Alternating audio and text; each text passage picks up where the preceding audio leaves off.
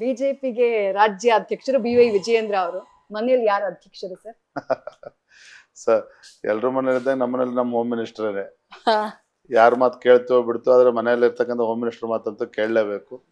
ಕರ್ತವ್ಯನೂ ಕೂಡ ಹೌದು. ಯಾಕಂದ್ರೆ ಅವರು ಕೂಡ ನೋಡಿ, ನಾವು ಹೊರಗಡೆ ಓಡಾಡ್ತೇವೆ, ರಾಜ್ಯ ಪ್ರವಾಸ ಮಾಡ್ತೇವೆ, ಅವ್ರದ್ದೊಂದು ರೀತಿ ಸ್ಯಾಕ್ರಿಫೈಸ್. ಯಾಕಂದ್ರೆ ಮಕ್ಕಳು ಇರ್ತಾರೆ, ಅವರೆಲ್ಲರನ್ನು ಕೂಡ ಸಂಭಾಲಿಸ್ಬೇಕು. ನಾನು ಕೂಡ ಯಾಕಂದ್ರೆ ನನ್ನ ಮುಂಚಿತ ಕುಟುಂಬ ಜೊತೆಲೆ ಜಾಸ್ತಿ ಇದ್ದವನು, ಆದರೆ ಕಳೆದ 1-2 ವರ್ಷದಿಂದ ಜಾಸ್ತಿ ಸುತ್ತಾಡ್ತಾ ಇದ್ದೇನೆ.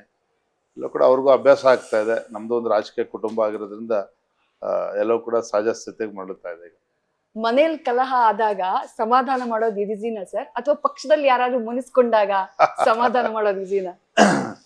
ಎರಡು ಕಷ್ಟದ ಕೆಲ್ಸನೇ. ಅದರದ್ದೇ ಆದಂತ ಸಮಯ ಇತಿಮಿತಿಗಳು ಇರ್ತದೆ. ಆದ್ರೆ ಎಲ್ಲವನ್ನು ಕೂಡ ಸಂಭಾಲಿಸ್ಕೊಂಡು ಹೋಗ್ತಾನೆ. ಇಡೀ ದಿನ ನಿಮ್ ಜೊತೆ ಮಾತಾಡಿದ್ಮೇಲೆ ಅಥವಾ ನೀವು ಎಲ್ಲ ಕ್ಷೇತ್ರದನ್ನ ಸುತ್ತಾಟ ಮಾಡುವಂತಹ ಸಂದರ್ಭದಲ್ಲಿ ನಿಮ್ಮನ್ನ ಕಂಡ್ಮೇಲೆ ನನ್ಗನ್ಸಿದ್ದು ಒಬ್ಬ ಉತ್ಸಾಹಿ ಯುವ ನಾಯಕ. ಯಾಕೆ ಇಡೀ ಪಕ್ಷ ನಿಮ್ಮನ್ನ ನಂಬಿದೆ ಅನ್ನೋದಕ್ಕೆ ಸಾಕ್ಷಿಯಾಗಿ ನೀವು ಕಾಣಿಸ್ಕೊಂಡ್ರಿ, ನಿದರ್ಶನವಾಗಿ ನೀವು ಕಾಣಿಸ್ಕೊಂಡ್ರಿ.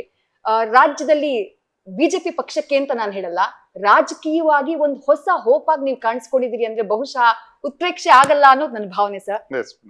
ಇಷ್ಟೊತ್ತು ನಮಗೆ ಟೈಮ್ ಕೊಟ್ಟಿದ್ದಕ್ಕೆ thank you so much. Thank you so much. Thank you.